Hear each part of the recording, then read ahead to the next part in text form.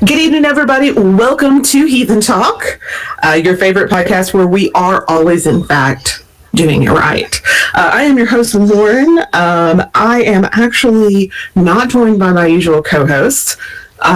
Josh and Torin have the night off, so it's just me. And I have invited some friends around to come, and we're going to be talking about Midwest Heathenry today because I'm kind of Midwest adjacent. And, you know, we haven't done a regional show in a while, and so I kind of wanted to do this. I'm not going to lie, there's also an ulterior motive since I'm going to see most of these people in a couple of weeks. So any chance I have to get together and talk with them, I love. So, but before we get into that, I'm going to go ahead and do my usual, I'm going to do Josh's job since he is not here. But, and that is, we have lots of ways for you to connect with us. We have a subreddit, we have Facebook, Twitter, Instagram, you name it, it exists. And because of that, I'm not going to name them all off because you'll forget them. Just go to heathentalk.com. We've got a networking site, we've got our links, and just all kinds of stuff. We've got the blog. I've had 2 blog entries up this week, and I think they're kind of interesting. I think, you know, one of them's on kind of the perils of being self-taught, which is a problem a lot of us face. So definitely want to check that out. We also have our events page right now. The only event that we have up is Midwest Winter Moot, which is coming up in the first weekend of November. So definitely want to go check that out. You have an event coming up. We're happy to promote it.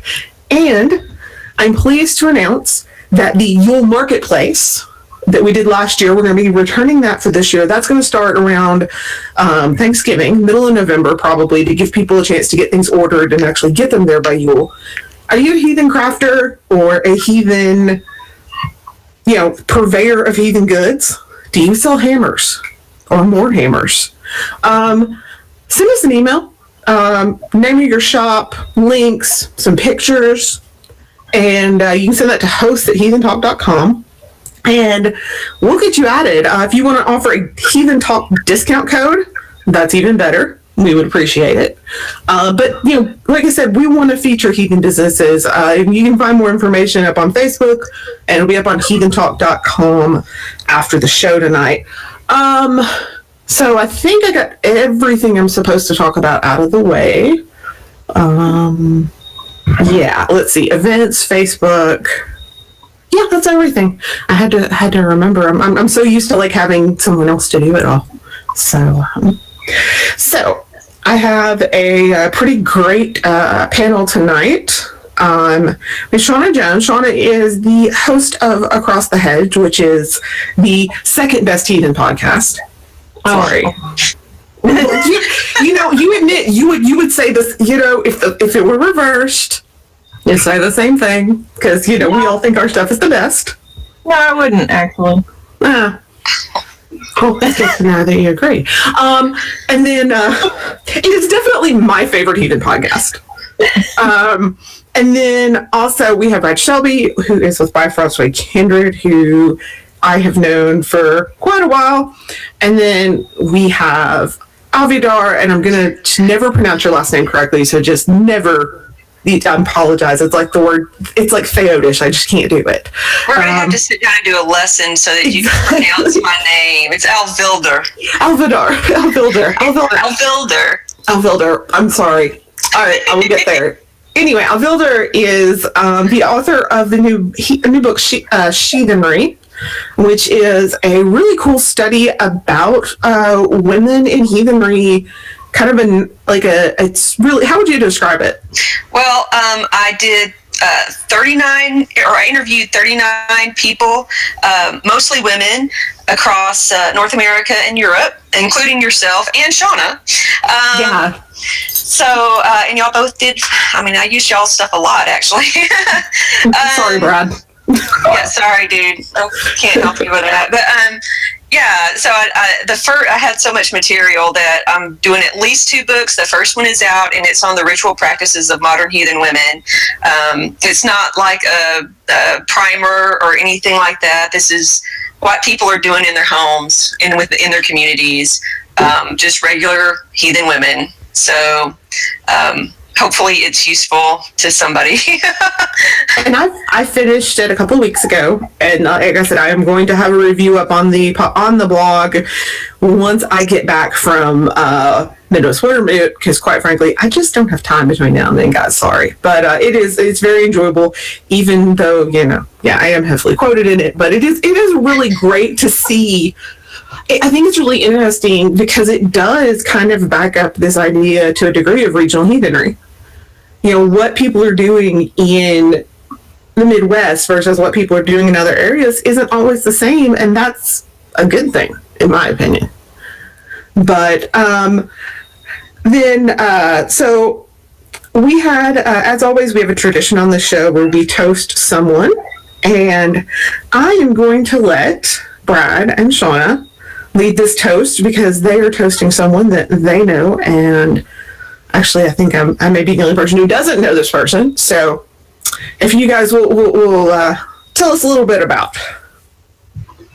Well, we'd like to toast Ralph Romig tonight. He is part of Tirishelm tribe out of Manhattan, Kansas, and he is definitely doing heathenry. He gets off his butt more frequently than anyone I know, and works very hard to make heathenry happen in this region. He's known around here as the shield maker. He literally makes viable shields and gives them to kindreds as symbols of honor and challenges to become part of our regional shield wall. Now I know who you're talking about. Okay, I actually do know this person. Okay, sorry. Do you want to add anything to that, Brad?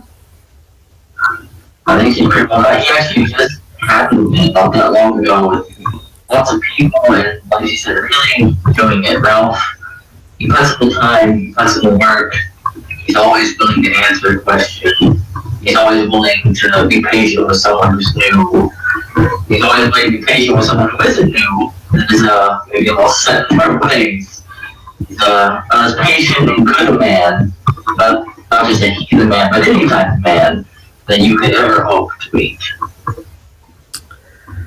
Well, with that said, we will raise this to Ralph. Hail, Ralph, and all the contributions that you are making to the Midwest. Hail! So, Lauren, what are you drinking tonight?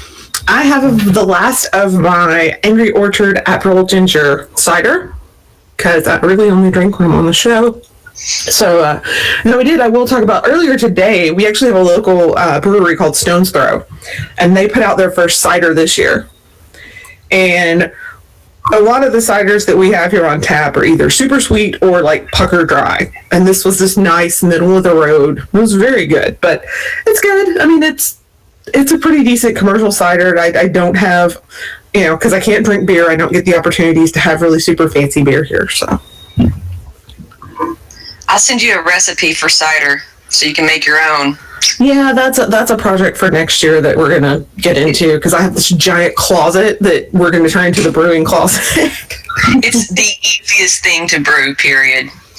Yeah, my dad tells a story about when he was a teenager and he was like a camp counselor, and they had a spring-fed lake, and they would go buy cider jugs and lower them down into the spring. And not realizing that at this good little Baptist camp that they were making booze. So yeah, that's my dad's story he likes to tell. What are you drinking, Shawna? An English chai tea. Hey, that sounds good. Delicious. You got anything special, Brad? This is gonna sound like blasphemy, but it is what it is. It's me in a can. It's from from a local eatery called the Leaky Roof. And this is their traditional honey wine, just plain honey mead. And it's actually pretty solid and convenient because it's one drink size. I don't have to try to open a whole bottle. You have to bring some of that to Winter Moot. Oh, I will. Trust me. They have three things. One's a berry one, one's a ginger mead, one's a pumpkin spice, actually. for all the people out there who love their pumpkin spice. And this is just a traditional regular honey mead. And it comes in a 4-pack. So what you're telling me is they're making basic bitch mead, pumpkin spice. Pretty much. And the person that I get this from, as weird as this is going to sound, they either carry pretty much this or that impossible to find dog skin dog. It's $30. Wow. Very, very good. But also $30 a bottle. Yeah. So that's holidays, and these are for cash. So do you have anything special, or are you a little too tired for the booze? Well, I figured if I got to stay up another hour and a half, I might as well have another beer. This is the Claw Hammer Oktoberfest Lager from Highland Brewing from North Carolina. Excellent brewery. They do good stuff. I was there for a festival a few weeks ago, and they had dang near 30 different beers on tap in their tap room. It was amazing. Amazing. Yeah, I'm really curious to see. I really am enjoying seeing this rise of local brewing and local mead. We have Cowie now here, and one of our other breweries here that I can't remember the name of has mead in the cask right now. So they're supposed to have it in time for Christmas. We'll see if that actually happens, but or it's not in the it's in the, you know what I mean. It's there. It's brewing right now. It's bubbling along. The Carboy. I was talking to him about it at because they come and vend beer at the farmers market, and we were talking about it. And so pretty exciting. I'm really enjoying seeing it because, quite frankly, it's nice to have an option commercially beyond Chaucer's and Chaucer's, which is all there. Back in my day when I first became a heathen, it was Chaucer's or homebrew. And if you've never had Chaucer's, just don't. Oh no, it's nasty. It's hot. It is. It's horrible. What happened to me though, and some of y'all appreciate that had some before he passed away. The first mead I ever had was Ken's. So then to turn around and have that after having Ken's mead, it was just he was one of the best brew or mead makers I've ever had the pleasure of drinking, or their mead. I actually, after he passed away, my very first batch of mead I made with his basic recipe in honor of him, and I've only got one bottle of that left. I'm saving it for a while yet. So we're talking tonight about the Midwest. Now, I'm kind of Midwest adjacent. We don't call ourselves Midwest, though, to be honest with you. Most of the people we interact with, most of the people that I'm friends with, heathen community, face-to-face friends, are Midwest heathens. And the Midwest is kind of different than what goes on necessarily on the coasts. And I've heard a lot of ideas as to why, many of them espoused by my dear late friend Rod Landreth, who could tell me all kinds of horrible things I was doing wrong because that was just, you just had to know him. I mean, really. But so if we don't mind, we're going to go around, and I'm just going to ask each one of you to just tell me kind of a little bit about yourself, your background, your group, really whatever you want to share. And I'll start with you, Shawna. Well, I'm from Wichita, Kansas, which is about as fucking Midwest as it gets. Our group, Yarnsmitter, has been around for 17 years now. We've really only been part of this local community and this regional community for the past 9. We showed up to the second Lightning Across the Plains. I actually went down to Oklahoma to take a Save class from Jennifer, who was coming up from Texas, and everybody looked at me like I was crazy because I didn't know there was lightning across the plains, right by me. So, yes, Jennifer Culver. And so that's where we were introduced to this this local community here. Our background otherwise is in traditional Germanic witchcraft, which, as we were taught, it turns out to basically be Midwestern heathenry with kind of a different vocabulary. Our practices turned out to be very much the same. Very few tweaks here and there. We just called everything by a different word. So it was really a very easy transition for us. We just had to stop being afraid of calling ourselves witches, because that was kind of the skipping point.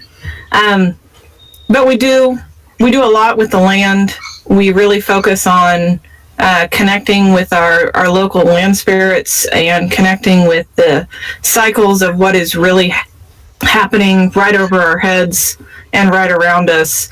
We've studied a lot of European stuff and looked to it, but if it doesn't line up to celebrate winter finding when it's still warm, we'll wait till it starts to get cold and that sort of thing. So I think that brings our heathenry to our region and makes it a very local, viable practice for us. Yeah, and that's actually, oddly enough, been kind of an interesting discussion around here lately. We're talking about, winter finding, winter nights, or whatever you want to call it, is coming up, and we were trying to suss out our schedule for the next couple of months, and we're all like, it's been 90 degrees until 3 days ago. Yeah, right. I think we could put this off for a month, and it would still probably not really be winter yet, but right. We do have to try to schedule things so people can take days off. But yeah, I think that's interesting. I think that's something we'll touch on in just a little bit. Brad? Yeah. I'm Brad Shelby from Bifrost with Kindred. It was formed a little over 10 years ago, I believe, by David and Destiny Ballard. We're out of Miami, Oklahoma. We're tribalists. We believe in the idea that tribe is when you join our kindred, you're adopted into our families, and we adopt one another to become a family. We are currently building a house out on property that's been my family line since they opened up property to be sold in that area. My ancestors bought it from the Native Americans. And we hold several events throughout the year. We hold our midsummer. We have Midwest Winter Boot, which will be at not that long from now. No, I'm really excited. I am too. It's kind of one of the highlights of the year for us. And I just want to say that this right here, which this is going to block my mic, but we are going to be offering the IKEA bloat shirt, which if you've not seen, they're also on our website, but I did want to show it off. We're going to have the IKEA bloat shirt as part of the auction this year, and I will also be doing a workshop. So, and doing some interviews. If you're a Heathen Talk fan and you're coming, come find me, please. And because I want to interview you, and we're going to do kind of a little short show with talking to people about the Midwest, different people than the usual. Which at this point in time, Brad, your kindred is starting to become regulars on our show. Yeah, that's what I've been told. We had Destiny, and of course I could have Destiny on every week and never grow tired of it, but that's just me. But yeah, I think it's really cool. So you want to go ahead and introduce yourself, my lovely co-host tonight? Other than your book, which I've waxed poetically about. So I'm Alvilldr Infägra. I found Heathenry, nearly 19 years ago when I was stationed in the Air Force in Germany. And so I was over there for a few years with just, some other military folks.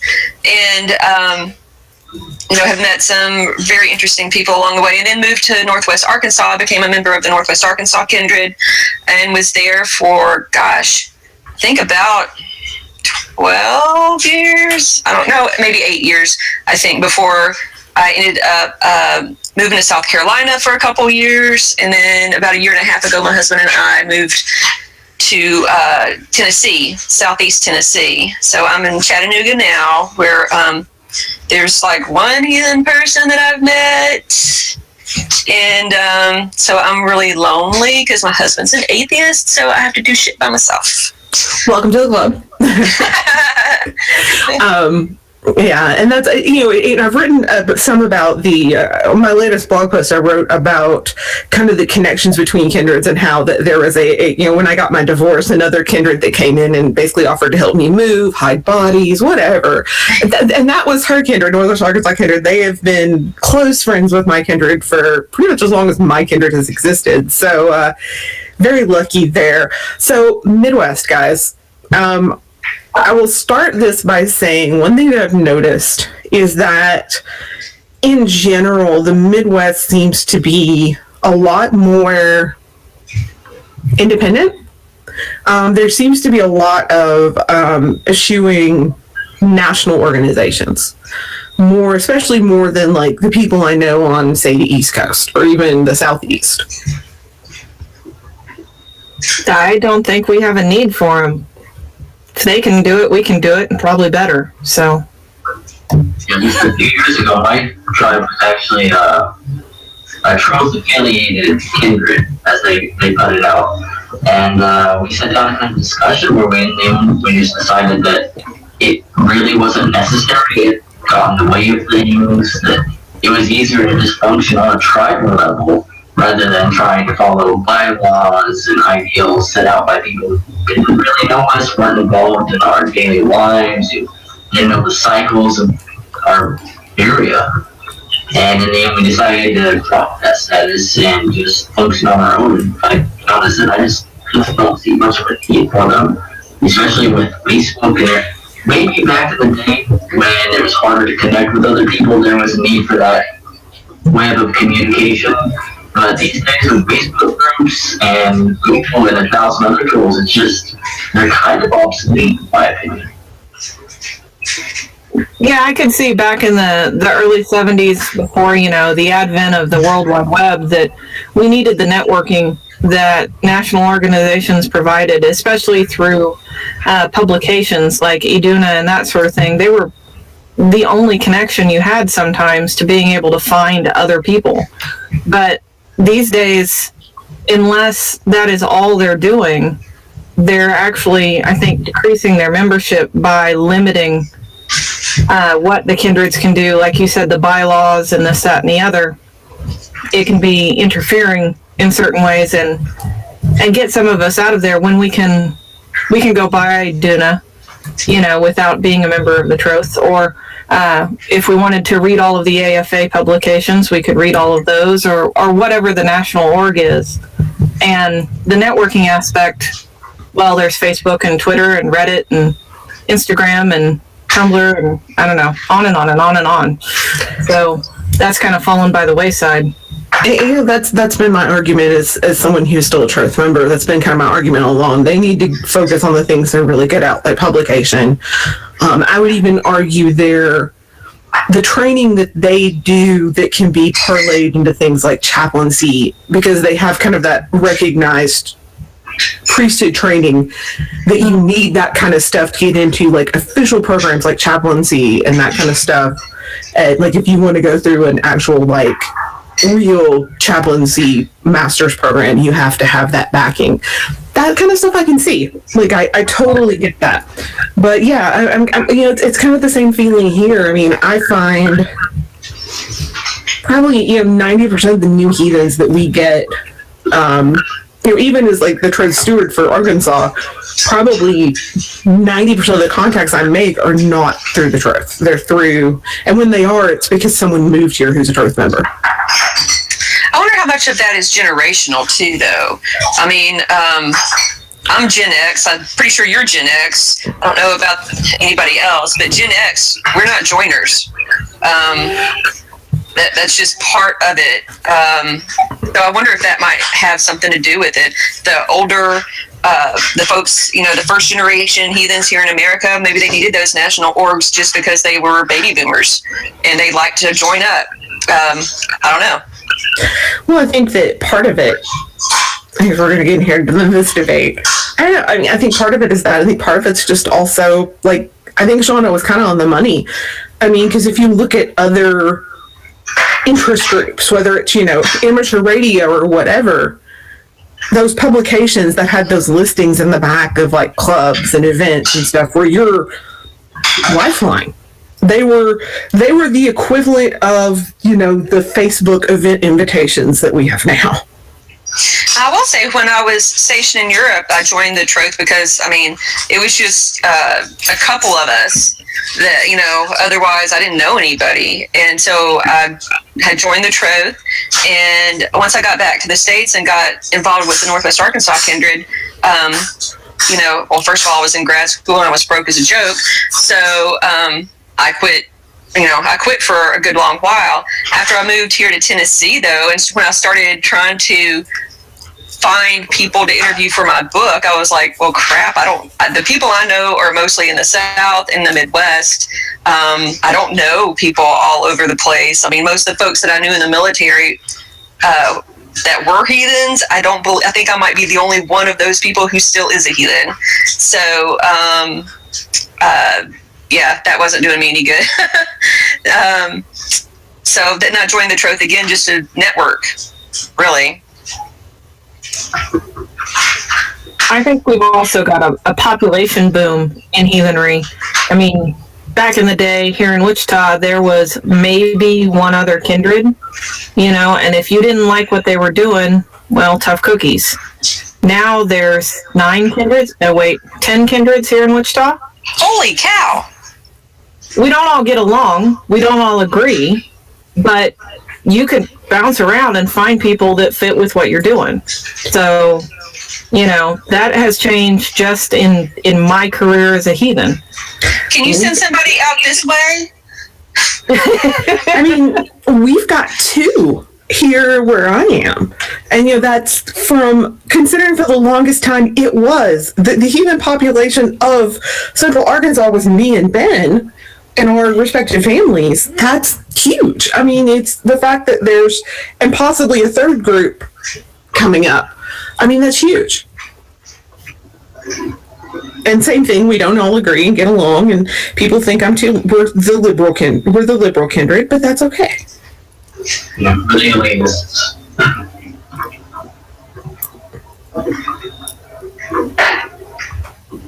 But I think that talk a little bit more about this kind of population boom and what you're seeing, at least in your areas, because that I find just fascinating from the, because I think, well, you've been around a lot longer than I have, but in general, I would say what most of us have been around for at least 10 years. Brad, I'm not sure about you, but... No. Okay. But the rest of us, we've been around over 10 years at this point. And to see this all of a sudden in the past few years, boom, it's just phenomenal. What do you think is affecting that, at least in your area? I don't know if that is regional. I think that's cultural. I watched a population boom in the pagan communities when witches were cool in the media. Then pirates became cool. Now Vikings are cool. Yeah. And you don't know how many people I talk to a month who have watched the show Vikings and think it's pretty awesome and think they might be interested in heathenry. And, for as many people roll their eyes and go, oh, it's another Thor comic book heathen or another Viking show heathen, several of those people have really actually found their homes here after, good conversations about morals and ethics and that sort of thing. But that cultural needle has switched over, and people are more open to the idea, and they're seeking out experts in the field to see if that's really for them. Now, I'm not saying everyone that comes to me, I end up going, yeah, that's for you. Some of them I send back to the comic book store. But, it's open because the older culture has opened that door for them. I think that's actually a pretty decent explanation. I don't know that I've actually here at least gotten many people who are interested because of the show Vikings, but there's been a lot of people who here it seems to be there's a pretty large dissatisfaction with the general neo-pagan community. So they go looking for something else that's still pagan but not neo-pagan. Yeah. Big N neo-pagan, I should say, not little n. Have you seen something similar where you are, Brad? Yeah, no, there's really not a ton of Oklahoma. Like Shawna said, the Vikings show undeniably, and the Thor movies, but do a lot of added interest in what people call, the Vikings. Years ago, I'd go into the local books really and find maybe one book on dramatic anything. Now I can go in and find books on Braves, books on Vikings, books on Viking spirituality, books on anything to do with Vikings. Well, I've had people ask me questions about this and that. So that's part of it. There's also this, this kind of, people are becoming a little bit more interested in heritage and where they come from, which has a good side and a dark side.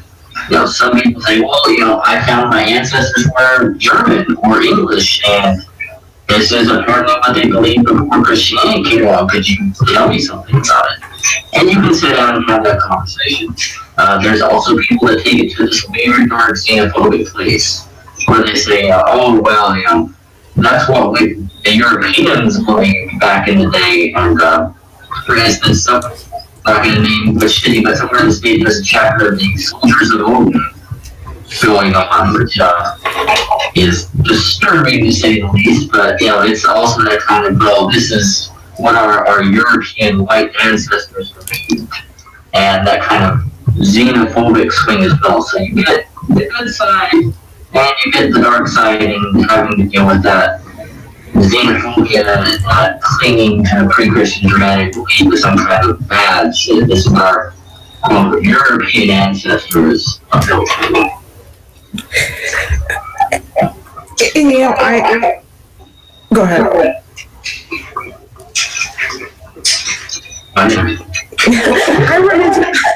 I run into that. Somebody's echoing. Okay. I think it's you, Brad. You're echoing. If you mute when you're not talking, it would help.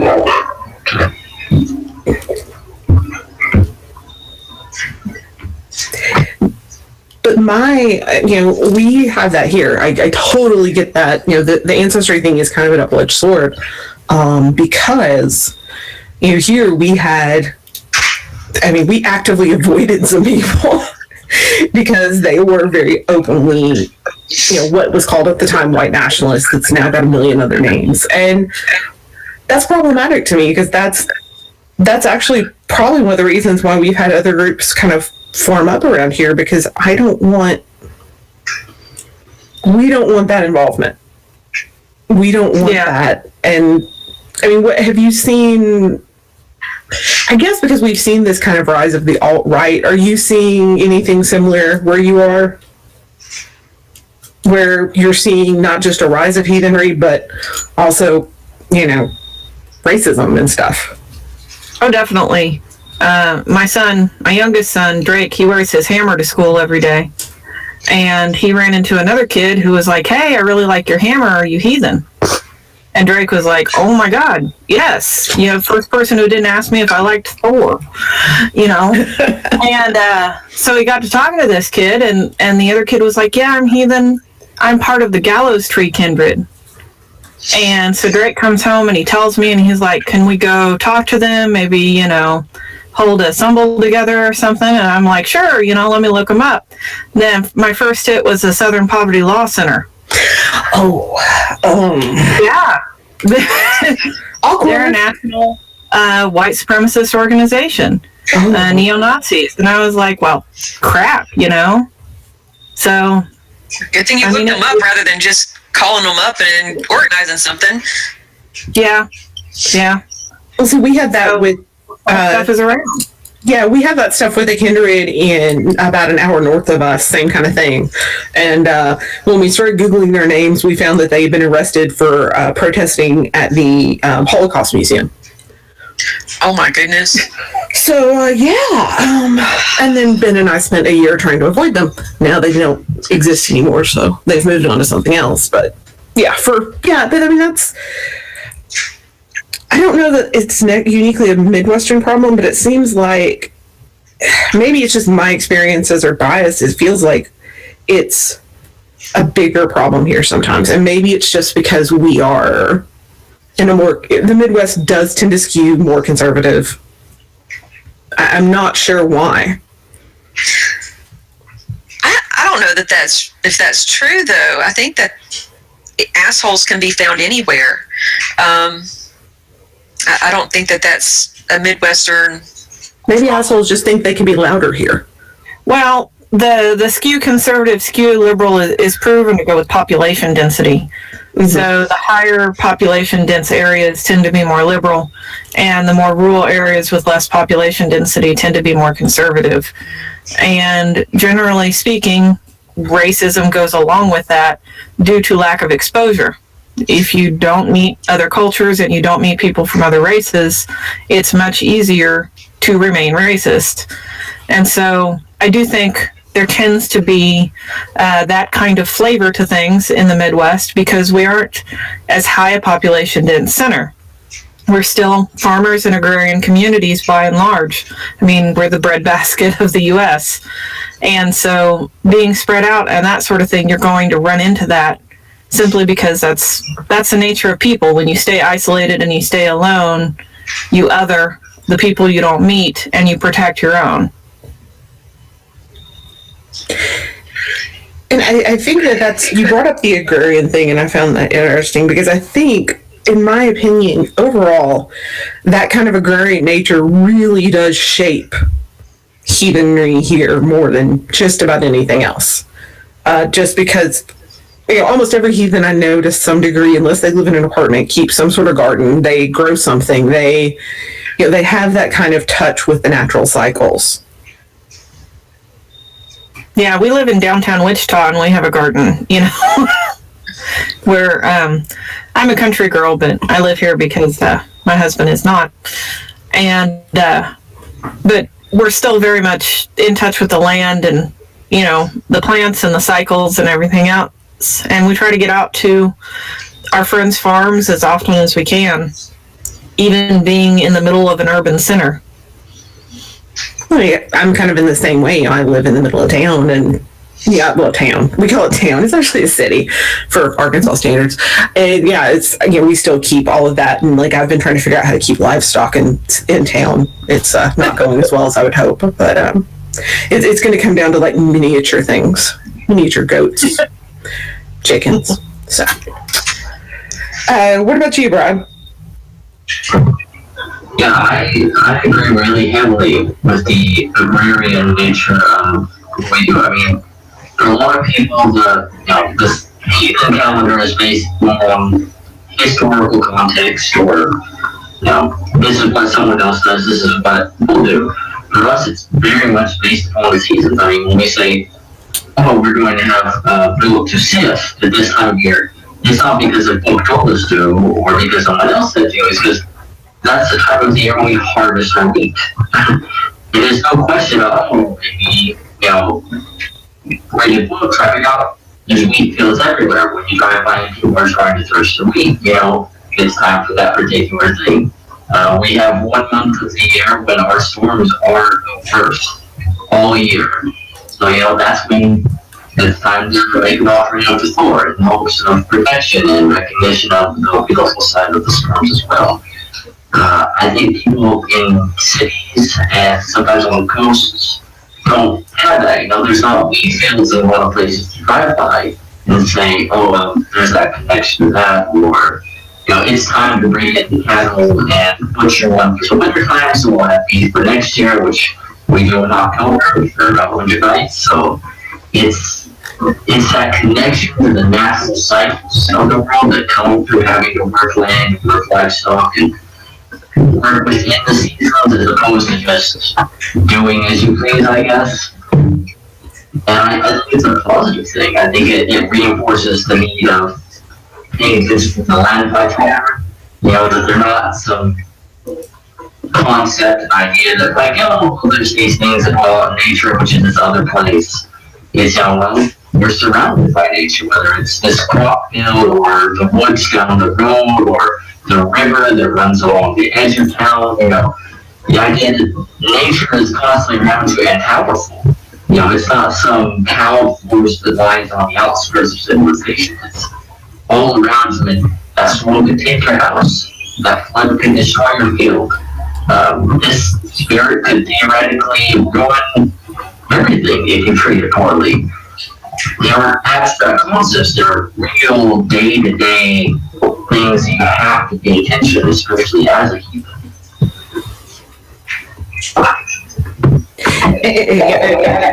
I think that that's definitely worth, the fact that, we have that, but at the same time, we live in very different areas. Does what is grown in your area and what's harvested and when, does that play into what you do as well? Absolutely. Our tribe actually has our own calendar that we base off of our growing seasons and when we harvest our livestock and the weather. So we looked at pre-Christian calendars and ideas for concepts. What ritual we do in each month and even what we call the month is based purely upon local needs. So we don't try to hold a winter night when, like you said before, when it's 9 degrees. It's when it's actually getting cold. And that's also when we harvest our cows because winter's coming on. We store our meat and we have that butchering ritual as part of it. It would be odd to me to try to hold it, 2 months earlier when people are still harvesting the crop. What about you, Shawna? Very much so. I mean, we don't have livestock as part of our tribe. We have friends and family that has livestock, but our calendar is based on our experience of our land, and so that's when we do festivals. That's when we do certain bloats. That's when we make sacrifice. It's all based on previous experience. It's not going off of some random calendar we found online because somebody decided in some 13th century Icelandic manuscript the 9th of October would be a good day for this. It's very much connected to what's going on, even with the flexibility that we may have watched for years. And spring comes when the first crocus blooms. That's when it is for us, and that may come mid-March for several years, and then one year it happens in February. So spring's early this year. So we time it very much by the land. We pay attention to the crops that are growing because we're out traveling. Like Brad said, there's a wheat field, there's a sorghum field, there's soybeans, there's sunflowers. You can look out, there's always crops. And what's going on and how things are going by how the crops are doing. 3 or 4 years ago, we had a really rainy season, very late into the corn growing season. And there was a real problem with the corn crops across most of southern Kansas that they were just getting smelt on them, the black mold. And, several times we made petitions and sacrifices to try to move the rain somewhere that needed it, because we didn't need any more rain. We needed our corn crops to survive. And that's not because we personally needed corn crops to survive. We had grocery stores. We were doing fine. But that's still part of our economy. That's still part of our land. That still affects us. And that, we actually have a harvest festival. We have 2 harvest festivals because we have 2 growing seasons here. So it makes sense for us to have, 2 harvest celebrations. And it is. I like that where you're talking about the crocus, like that. That I have to admit is something I hadn't thought about, but is a pretty unique and very interesting way to look at when spring begins. That's really cool. I'm just kind of a little blown away by that. That's my grandmother has said that for years, and my great grandmother said that. So and I kid you not that I actually define the growing season as when people fishing on the side of the road stop sitting on buckets and start sitting on the ground. Ooh, I like that. You know the ground is defrosted enough to start planting. Well, the thing that, honestly, after doing, when I was in South Carolina, it was the first time I grew up on a farm in southeast Arkansas, down in the Mississippi Delta. My people. Yeah. And we grew all kinds of crop, not just cotton and soybeans and stuff, but we had, our own big gardens and that kind of stuff too. But as a kid, you don't think about it, you don't care about that stuff. It wasn't until we were in South Carolina that I actually had a piece of land that was my own. And so I started doing, gardens and that kind of stuff. But it killed me because I'm like, okay, so the charming of the plow, or whatever you want to call that, February 2nd, it's when you're supposed to break ground according to whatever calendar, whatever. But you know what? I don't know how the heck they did that in Europe 1,000 years ago. Because I lived over there for 10 years, and in February, you ain't getting a hoe into the ground. I don't know how they did that. I could barely do it in South Carolina. I'm going with Iceland and geothermic energy. There you go. That must be like it. A game of Clue. What is Iceland and geothermic energy, Alex? No, yeah. Well, I think that a lot of something with a lot of the dates that we have, like Charming of the Plow, where we're doing those in February, or because in the kind of first early modern kind of Germanic revival, we took a lot from Wicca, and at the time, academically, it was considered to be, this actual unbroken religious tradition. And I mean, we kind of do that anyway with other things where we're looking, going, okay, well, especially with some of the smaller kind of like traditions like Anglo-Saxon and Continental Germanic. So it, at the time, and I think some groups have kept it. And well, here, let me just tell you this little tidbit. When I was in Germany, and this was ages ago, I had this friend who was moving off base, and we had gone and looked at her apartment, and we saw that in the little town that she was going to move into, they were building this giant cross out of, I don't know, straw or wood or something like that. We're like, they must be fixing it ready for a festival. Well, we went to base, and then we're fixing to leave base, and we look, and we could see the giant cross burning 10 miles away.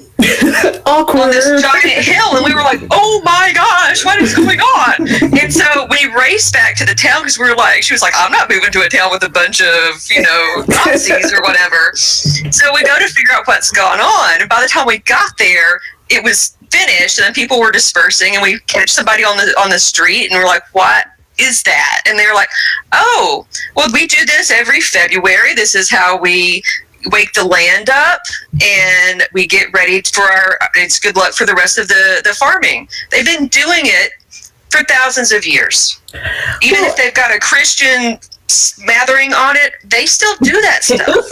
What I wonder then, if maybe the February thing isn't so much you should break ground at this point, it's when you start sharpening your implements and getting things out of storage. And because, I mean, I'll be honest with you, this year we did a charming of the Arstara, because of the way that the weather fell. We just did everything at Ostara, and it worked out beautifully, because most of us didn't plant anything down here this year till, I didn't plant till spring break. So it worked out quite well. But I think that is definitely, it's something, it's definitely different everywhere. And who knows, and that's the thing. One thing we can't do is, unfortunately, is go back and ask, hey, why did y'all do this then? Yeah. Why doesn't Doctor Who do that? Why isn't he an anthropologist? I mean, I love Doctor Who, but I would totally watch that like crazy if he would just go back and be like, so why do you do this? And what is this thing in the ground? Yeah. What is the point? So, what else do you guys do that you find interesting and unique? And, especially Shawna, especially you, and Brad, not to discount you or anything, but you guys been around for 17 years. You're probably one of the oldest groups I know of.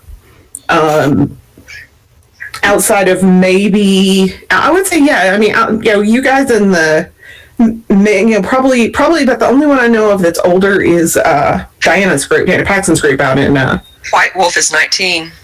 I always thought they were 15.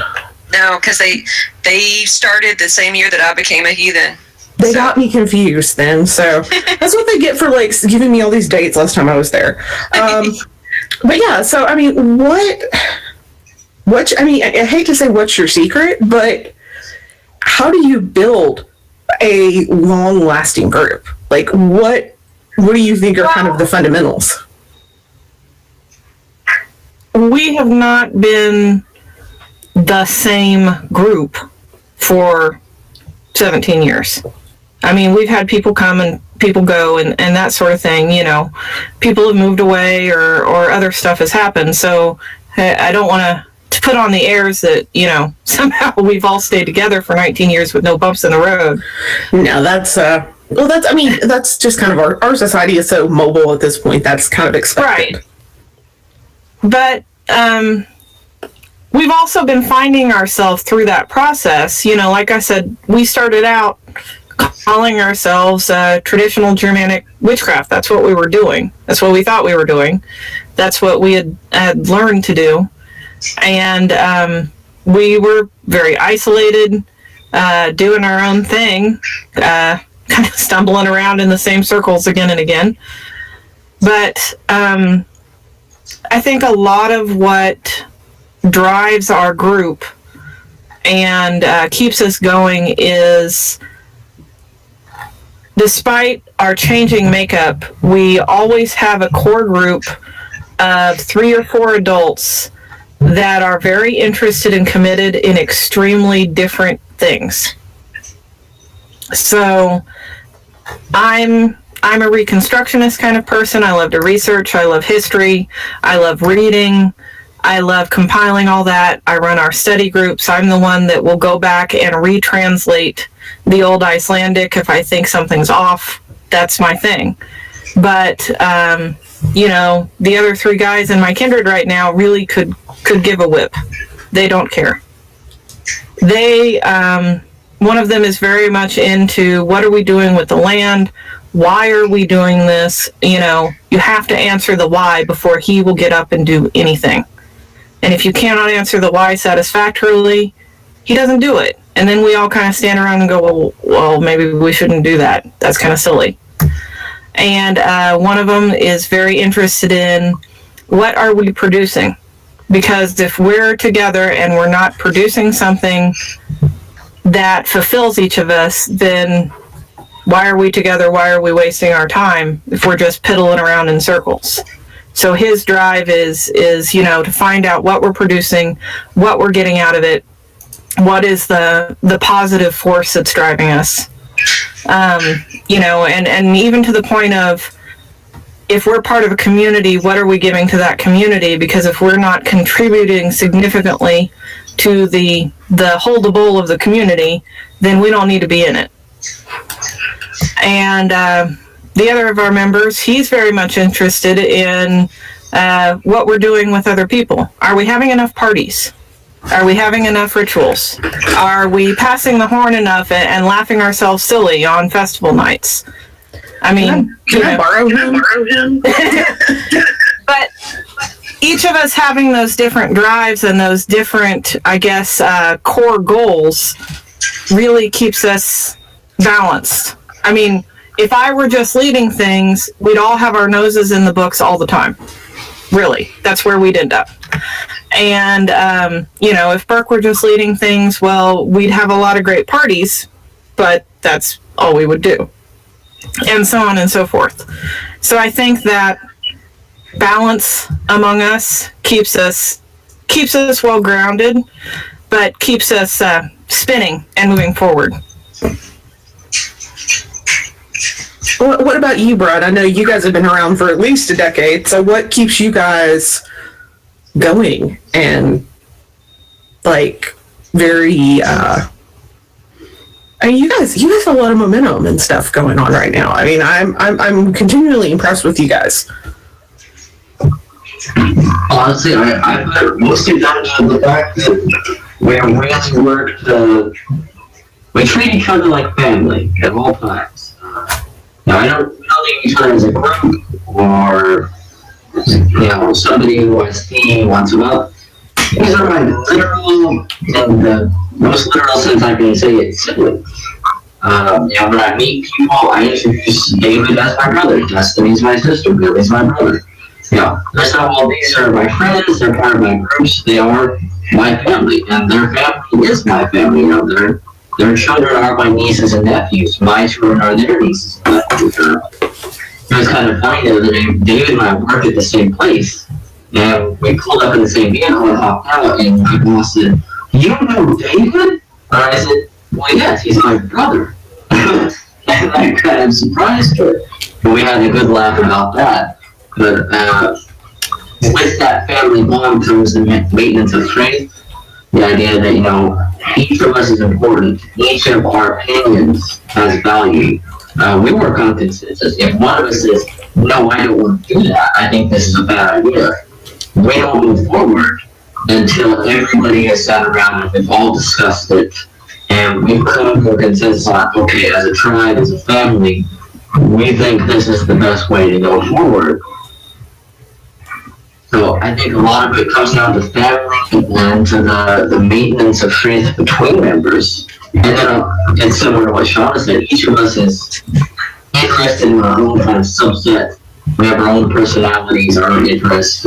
Destiny is very, she's our ninja, she's very into the spiritual side and the magical side. And then, I'm more literary, I'm more interested in the linguistics and reading incredibly dry essays about, well, this I said the word was translated as this, but perhaps it actually meant this, which would ruin everything you've ever heard. David is our craftsman, he makes incredible things, and I call him almost magical because I can come to him with an idea and say, David, is this a thing that can happen?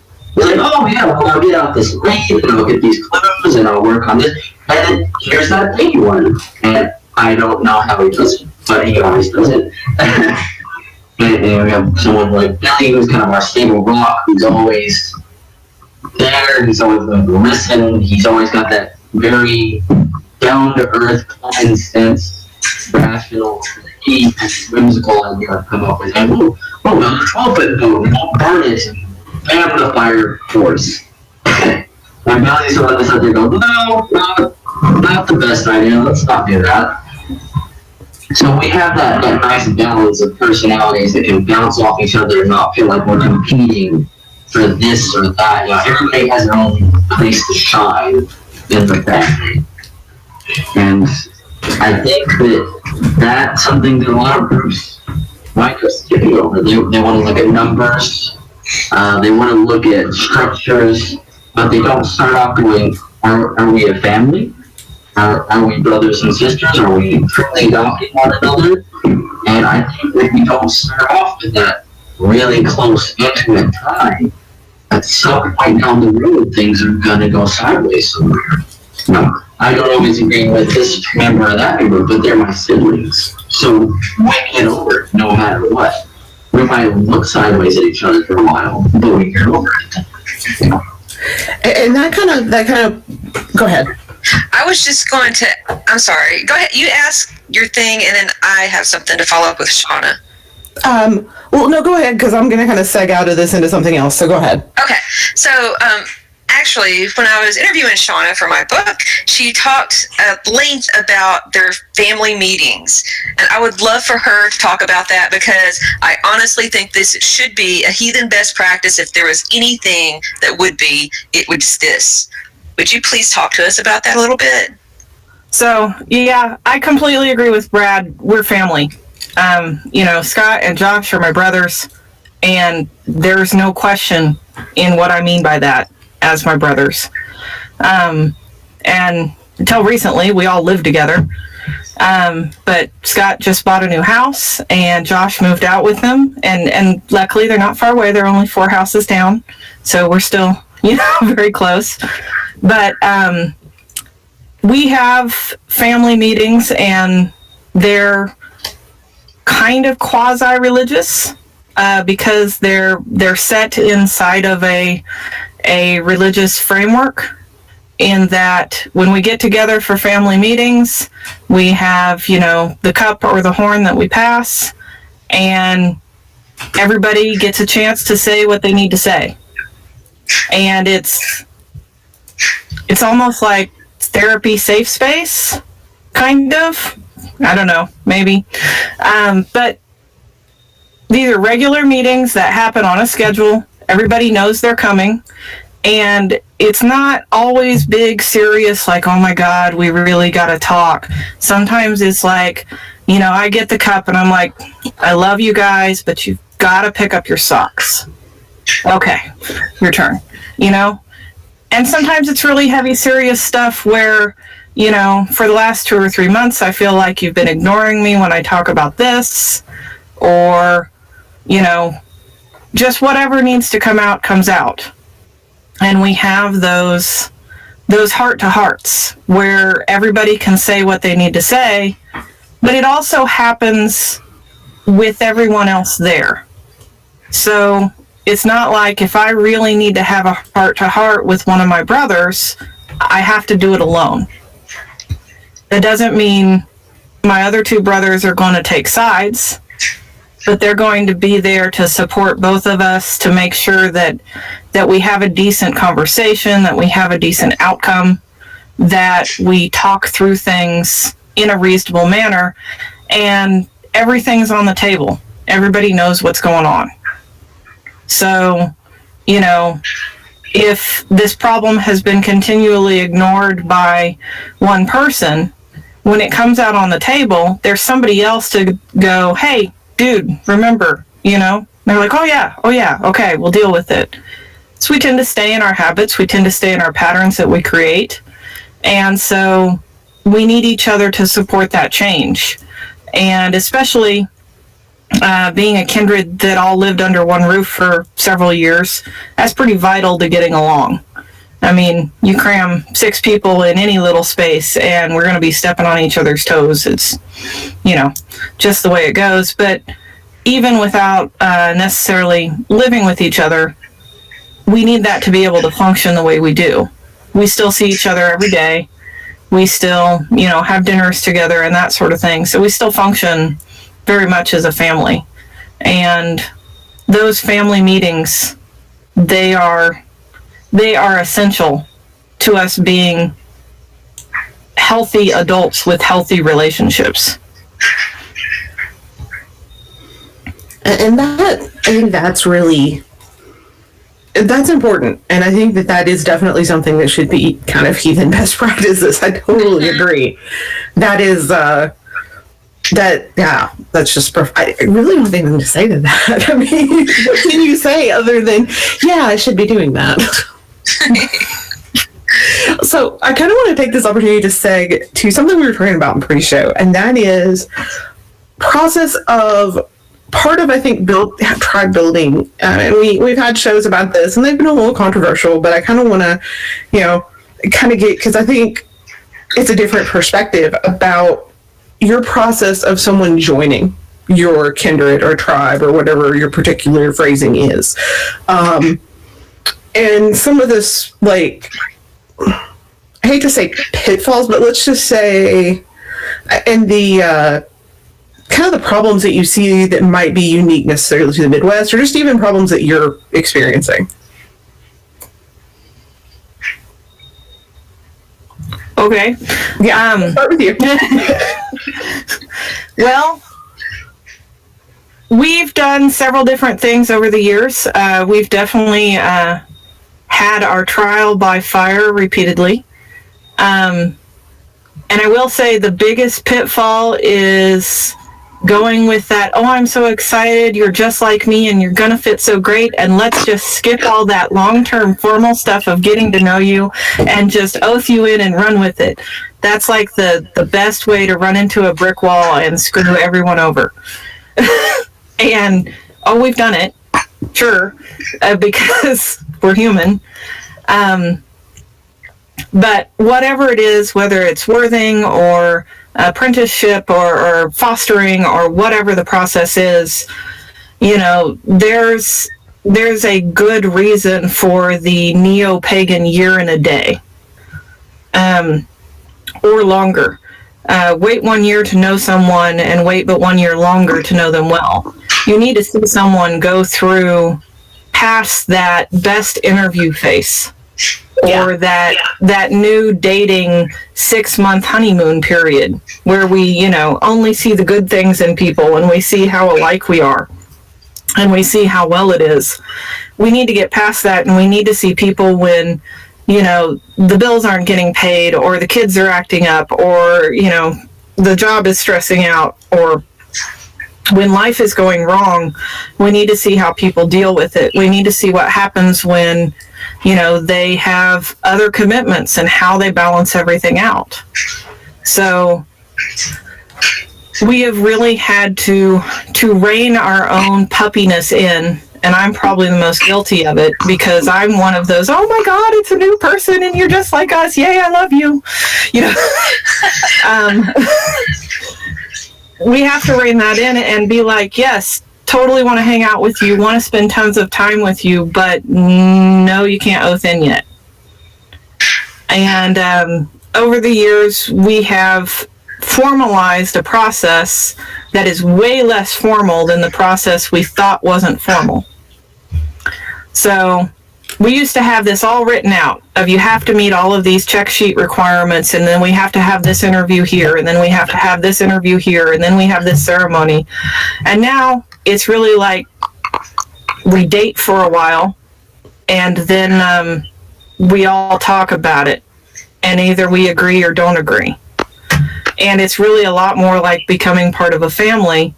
Now there's some heavier background components going on in a magical, spiritual sense. Like when someone is not a member of our kindred, but we go somewhere and we take them, like if we go to an event or we take them to some symbol or something that we're not hosting, if we claim them publicly, then we consider ourselves responsible for their weird as long as we're out in public with them. Because we figure they're new, they don't know what's going on, we need to protect them. And then we have another level. There are a few people that are part of our folk community. They're not heathen, they're not oath members of our kindred, but we do allow them to wear a bind rune, which is a big, heavy deal for us. But it's because they are family. Whether they are heathen or not, they are close enough to us to be family that we count them as family. And they attend heathen events with us and that sort of thing. And, you know, we publicly claim them, but they may not want to go to symbol with us, or they may not want to go to a ritual with us.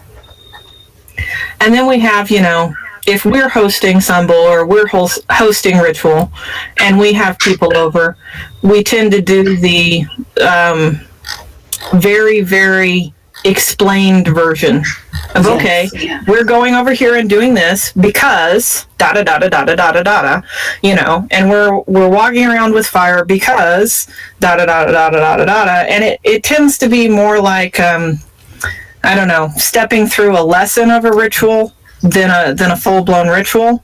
For the first like 5 or 6 times somebody joins us, because we don't want to do things that just have people go along to get along. I mean, that's been a stumbling block we've had too many times, and we come to find out later, well, you know, they had no idea what we were doing, or they thought something totally other than what we thought. We're like, oh, no, not that. So I don't know. I think I kind of went down a different road, maybe, than what you were asking. No, it was great though. But I know that you know, there's been some semantic issues though that I did want to touch on kind of really quick with people having bad experiences, especially with non-Theodos groups using the phrase thrall. Yeah. So in the past, I've described to some people when talking about how we do our apprenticeship, which is our fostering period, worthing period, the official stuff leading up to becoming an oath member, I've described it as very similar to thraldom. And that has sent some people nearly running out of the room because their impression of thraldom is, being a worthless slave and being treated like crap, and the other end not holding it up. And no, that's not at all what we do. But especially here in the Midwest, that has led to me not using the word thraldom that often because it doesn't seem to translate as well. So we use the word apprenticeship. But, we do have that that kind of relationship with someone who is apprenticing into the Kindred.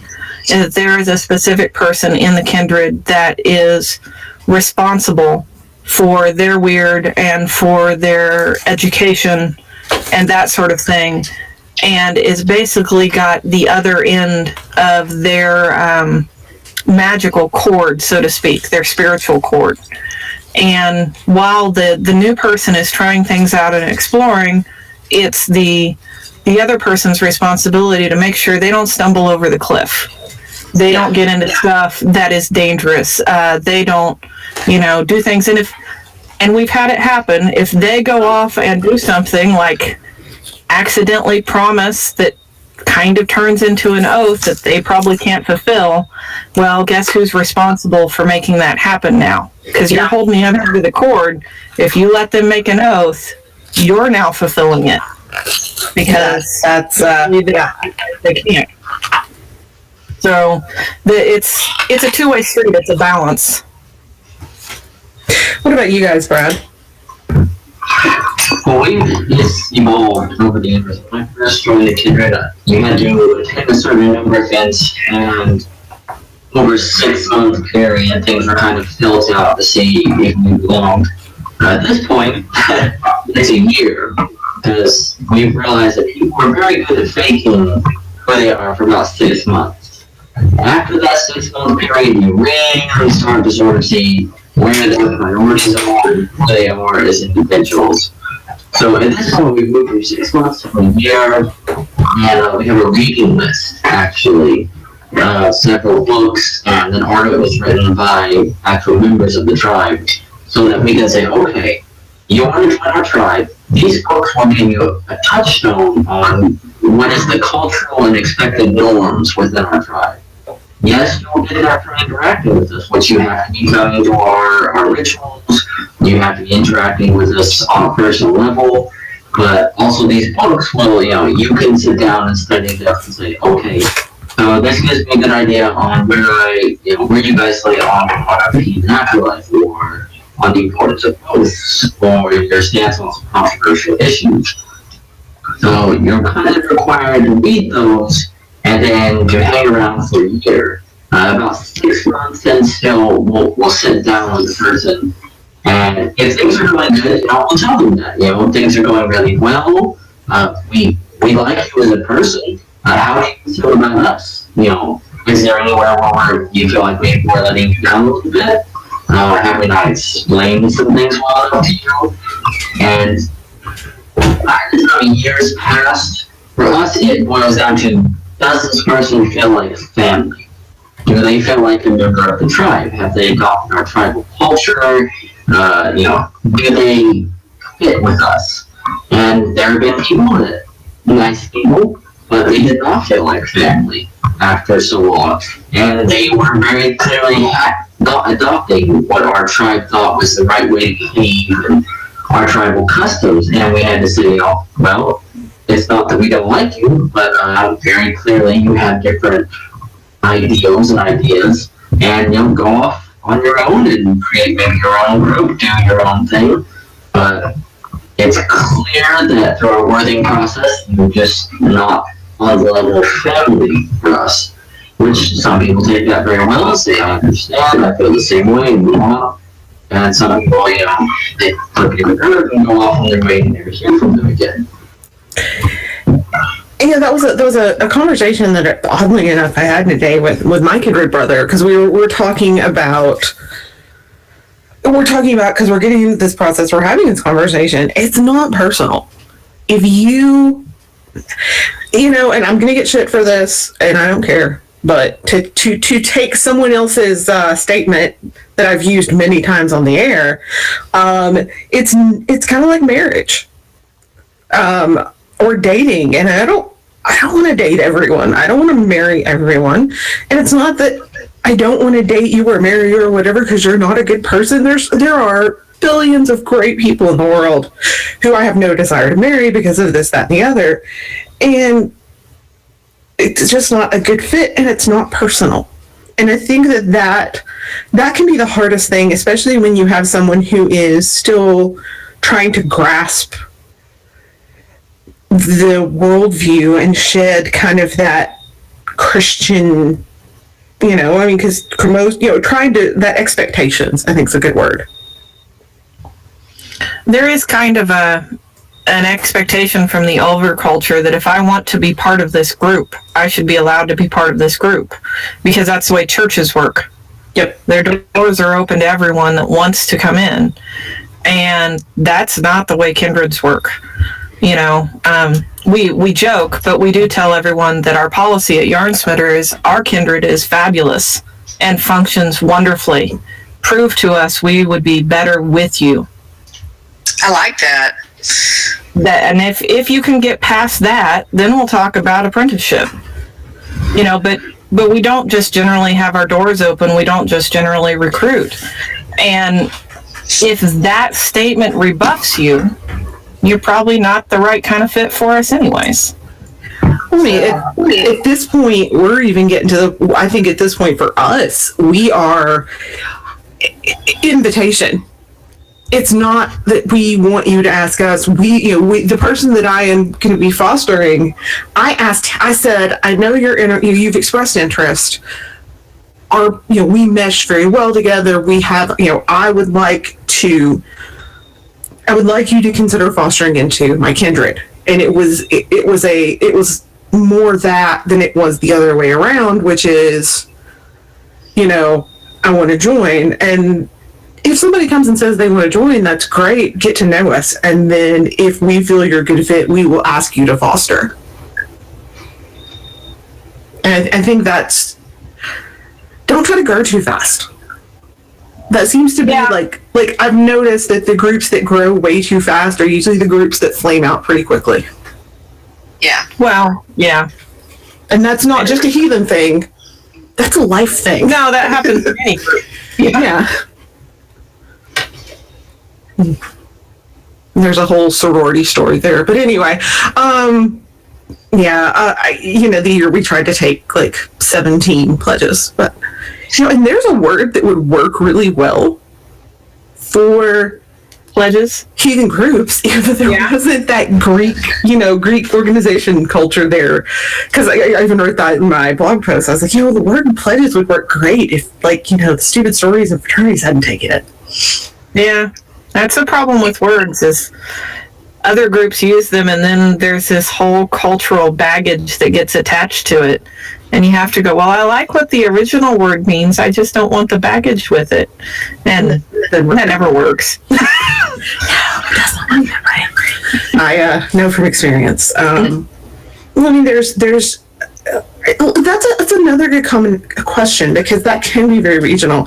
Are there certain kind of phrases or phraseology within heathenry that you find, at least in the Midwest, just don't work, other than obviously thrall seems to be like a big giant runaway screaming?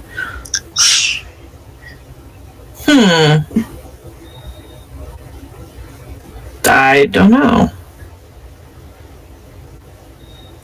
I found a really hard time with community. Really? Because people want to try to define community and not understand that you might be a part of the greater heathen movement, but you are not, if you're not if you're not a member of my kindred or somebody we consider a friend of the kindred or in some more associated, the only thing you and I have in common is we're both heathen. you're not really a part of my community just because we're both heathen. And people want to try to, it comes into the false kinship and all that, but people want to try to build this great, like, the best way I can put it is people want to try to build this, like, bond that's not there by the sheer fact that we're both heathen. And I think that is a carryover, definitely, once again, from, very Christian overculture. But I've noticed community is probably the hardest thing I have to try to explain to a new heathen here. So I don't know. We have a thriving heathen community that is built from multiple tribes and kindreds here that all get together regularly, that all see each other throughout the year, inside and outside of events. I mean, right. Like Bifrost Way and Yernsmitter, we stay at each other's houses. And Tears Helm Tribe and Erminsoul Seed Kindred, and we've got this whole group of kindreds and tribes that all work together, and we refer to ourselves as a community pretty frequently. Right. And that includes the new people that each of us bring into that community to introduce them to heathenry. But some just random person that shows up that you've never met before, that's kind of where things go. That's where the problem comes in. There's no opportunity for random people to show up the way we're structured, though. Yeah. See, we do I do other commitments. My kindred does the monthly pub moot thing, so. Well, even when we've had pub moots and stuff, they tend to be word of mouth or invitation only. Yeah. And if somebody didn't bring you, the room falls silent, and everybody gives you that look. Who are you, and where did you come from? And now there's, 30 heathens sitting there looking at you, tapping the table, going, well, who speaks for you? And usually those people, if they can't answer, they get up and leave pretty fast. So I'm sorry, I'm still stuck on the idea of 30 heathens somewhere around here. But yeah, I think that is important because I think, we are such a reputation-based culture, and something I wanted to hit on that I think is something, it may not be uniquely in the Midwest, but it's something I just appreciate so much about this community here is we are so based on reputation, and it's so nice for me to be able to say, to contact you and I've contacted you, I've contacted Destiny, I've contacted people and said, hey, do you know this person? Someone has asked me about this kindred. What do you know about them? And somebody asked me about you. It's a pretty easy answer. You guys have reputation. I can like documented reputation I can pull out, but it is kind of nice. And I know you were the law speaker for the Midwest for how many years? 2 years. So that gave you a chance to quite literally pretty much meet everybody. It feels like. Yeah. Well, and before that, I spent 8 years in the pagan community here being a networking hub. I mean, that was my goal, to network as many people as possible in Kansas. And that was in both pagan and heathen communities. So I spent a lot of time not just developing those skills, but developing that huge phone book of numbers too, Yeah. But it's been really great to be able to say, hey, and it's come in very handy, and it's helped, I'm not gonna lie, it's helped me avoid some people that I later find out were probably the people I really wanted to avoid, so it works out great. But that definitely is, I think, and that's something that, is that still going now, or has that died out when Lightning Across the Plains died out? Midwest Thing officially moved back to NFG. It was originally started at NFG, then it was moved to Lightning Across the Plains because Lightning Across the Plains was central and larger at the time. And then when Lightning Across the Plains ended, the Midwest Thing gathered and voted to move it back to NFG. And what this last NFG? Northern Folk in June up in Minnesota, hosted by Volkshof Kindred. It was held June 23rd this last year, somewhere right around that date. And Midwest Thing was held there. Colleen Hicks was elected the new law speaker for this year. And I understand she was elected the law speaker for the following year. So the next Midwest Thing is in June at Northern Folk Gathering.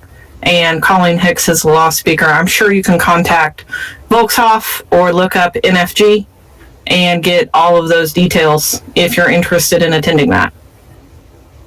And that does kind of leave me with wondering if, as big as the Midwest has gotten and with as many people, if, that's a whole nother discussion that we'll probably have I'll probably have face to face with some of y'all, as if we don't want to, it might not be time to have a northern and a southern, because, just because of the population growth. But, oh yeah, well, there are many other groups, especially in light of watching how Lightning developed and how Midwest Thing was run at Lightning, that have started smaller regional things and meetings to facilitate intertribal communication and politics. And those are popping up all over the Midwest on very small to larger state levels. And I think that's a wonderful thing. It's very organic in the structure, and I'm sure as the years go on, they will work out their kinks and figure out how it flows, or they will collapse as structures do. And the ones that work out their kinks and stay will probably organically form a bigger network of meeting, just as it happened in ancient Iceland, where they had little regional things, and then after a while they decided they needed an all thing. So I can see that happening very easily here in the Midwest. I completely, and I think that's important. I think I have hit on that not only because, and I'm going to throw this guys out to you, and I'm going to start throwing this out at like every regional show I do now. I've been reading a lot, and one of the things that kind of hits me, especially in Iceland, early Iceland, is how obsessive they kept up with the genealogy of the families who came over, and traced them back to heroes and kings. And my thought process lately has been, when you're talking about developing these network of things, we should also be trying to do this as training.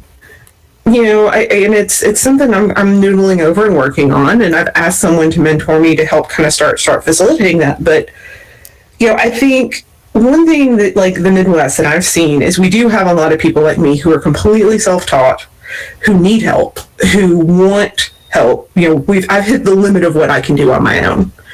And I don't know, I want to see this fostering of relationships between kindred by one person learning from another. I think that's just something and I feel like the Midwest is ripe for it. I don't know about other areas. That's already happening here. Really? Has been for years, yeah. Nobody tells me. And that's part of the thing is, on being kind of on the outside, I don't always, and that's one thing we're trying to do, is get more involved with Midwest, because Mid-South Heathenry is not, it seems to be once you hit the Mississippi River, people are splitting. But well, and over on this side, I can't find anybody. In classic fostering terms, there have been several families and tribes that have sent me their kids to come stay with me for a couple weeks or a couple of months in the summer. And they, in exchange for room and board, they do chores, and I teach them what I have to teach them, or whatever they ask about. Yeah. But, that is definitely happening around here. Not in kind of a top-down situation, but as the way Midwesterners do it best, grassroots, organically, through building friendships with people we trust. Because I can't imagine some kind of big national organization being able to say, well, Wolf Kindred, you should send your kids to Raven Kindred this week, and Raven Kindred, you should send your kids to Bear Kindred, and so on and so forth, if they don't know each other and trust each other enough to do that. I mean, who would do that? And as I've put it before, and you'll send your child to Additive Noun Kindred. Right. And I'm just as guilty. Well, we are about out of time, guys. Thank you so much. If you want to real quickly plug your podcast, tell us where they can find it, and tell them a little bit about what it's about. Across the Hedge is a podcast about modern heathen living. I talk about stuff going on in modern heathenry. There are folk tales and fairy tales for the kids done as an audio play. There are sections on herbs with everything you probably never knew you wanted to know about them, and recipes every week for stuff to try.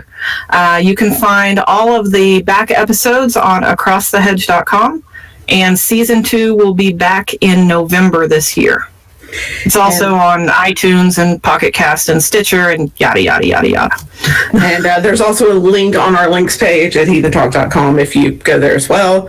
Brad, your event coming up, Midwest Winter Moot, that's going to be 2 weeks from right now? Yes, it's the first weekend of November. And registration closes a week from Monday, right? Yeah, so we're making make sure we get all the food bought, everything set up and ready for everybody. Excellent. Well, guys, thank you so much for being on the show. As always, my beautiful co-host, you did a fabulous job. Thank you. Thank you for asking me. And everybody, just remember, in the words of my co-hosts, you're not the boss of me. You're doing it right. And everybody, have a really great week.